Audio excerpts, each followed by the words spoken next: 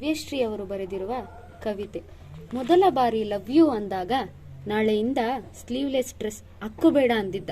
ಮರುದಿನ ನನ್ನ ಆಯ್ಕೆಯ ಕುರಿತು ಯೋಚಿಸಿದೆ. ಮೊದಲ ಬಾರಿ ಭೇಟಿಯಾದಾಗ ಎಷ್ಟು ಬೇಕಾದರೂ ಓದು, ಆದರೆ ನನ್ನಿಂದಲೇ ನೀ ಓದಬೇಕು ಎಂದು ಷರತ್ತು ಹಾಕಿದ.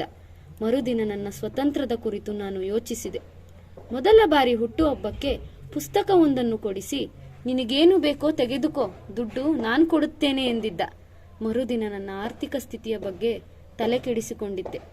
ಮೊದಲ ಬಾರಿ ನನ್ನ ಗೆಳೆಯ ಯಾಸಿನ್ನನ್ನು ಪರಿಚಯಿಸಿದಾಗ ಜಾತಿ ಧರ್ಮದ ಬಗ್ಗೆ ಸ್ವಲ್ಪ ಅರಿವಿರಲಿ ಅಂದಿದ್ದ.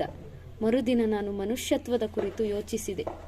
ಮೊದಲ ಬಾರಿ ಕುವೆಂಪುವಿನ ಮಂತ್ರಮಾಂಗಲ್ಯ ಓದಿ ಅವನೊಟ್ಟಿಗೆ ಹಂಚಿಕೊಂಡಾಗ, ಅದೇ ನಿನಗಿಷ್ಟವಾದರೆ ಬೇರೆಯವರನ್ನ ಹುಡುಕಿಕೋ ಅಂದಿದ್ದ. ಆವತ್ತು ನಾನು ಬಿಡುಗಡೆಯ ಬಗ್ಗೆ ಯೋಚಿಸಿದೆ ಮತ್ತು ಮರುದಿನ ಅವನಿಂದ ಬಿಡುಗಡೆಗೊಂಡಿದ್ದೆ. ಮೊನ್ನೆ ಮತ್ತೆ ಸಿಕ್ಕಿದ. ನನ್ನ ಮರೆತ್ಬಿಟ್ಟಿಯಾ ಎಂದ. ನೀ ಕಲಿಸಿದ ಪಾಠ ನೂರಾರಿರುವಾಗ ಅದೇಗೆ ಮರೆಯಲಿ. ನಾನು